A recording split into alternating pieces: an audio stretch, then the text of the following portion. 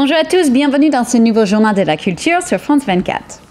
On démarre l'émission d'aujourd'hui au Mali, en Afrique. À 200 km à l'est de la capitale se trouve Ségou, quatrième ville du pays et ancien haut lieu d'occupation française.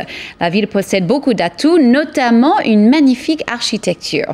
Ici, les maisons art déco de la cité coloniale côtoient les bâtiments en terre vieux de 200 ans.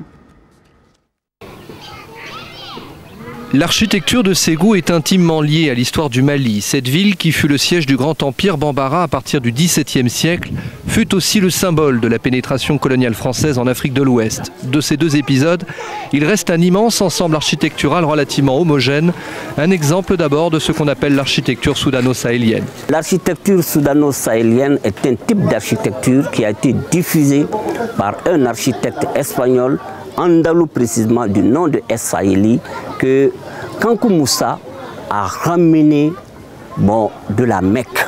Il y a des traits quand même de la civilisation islamique. Les traits, les coupoles qu'on trouve, renvoient plus ou moins à la civilisation islamique. Moins de 200 ans après l'édification de la cité royale de Ségou-Koro, tout en banco rouge, l'envahisseur français s'inspire de ces formes arabo-andalouses et de ces tons ocre pour ériger juste à côté une cité administrative agréable, à la fois contemporaine par ses matériaux et traditionnelle dans sa forme.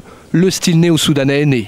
Lorsque les Français sont arrivés et que l'administration coloniale a voulu construire, en fait, on se situait dans les années 1920 au moment des arts décoratifs. Et les arts décoratifs se sont caractérisés en tant que mouvement architectural par une utilisation de motifs architecturaux traditionnels. Ils ont voulu avoir une continuité entre ce qui leur plaisait dans cette architecture en terre pour le réintégrer dans une architecture moderne. Le ciel d'Afrique, chaque instant semble meilleur qu'ailleurs, et pour nous tout est désir, plaisir, au pays on s'ensorcelle. Entre 1920 et 1930, la création de l'Office du Niger, censé assurer l'irrigation de près d'1 million d'hectares de terres cultivables, attire de nombreux ingénieurs de la métropole. La plupart s'installent dans des villas cossues le long du fleuve. C'est à cette époque qu'est construite l'élégante résidence du gouverneur. Alors, ce bâtiment est un bâtiment de style colonial, comme vous le constatez.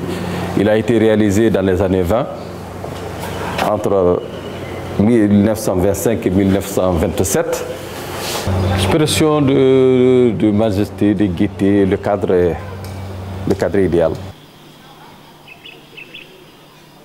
Aujourd'hui, près de 80 ans après, les Ségouviens se sont réappropriés les lieux. Chaque dimanche, c'est dans les salons et jardins du très coloré hôtel de ville qu'on célèbre les mariages.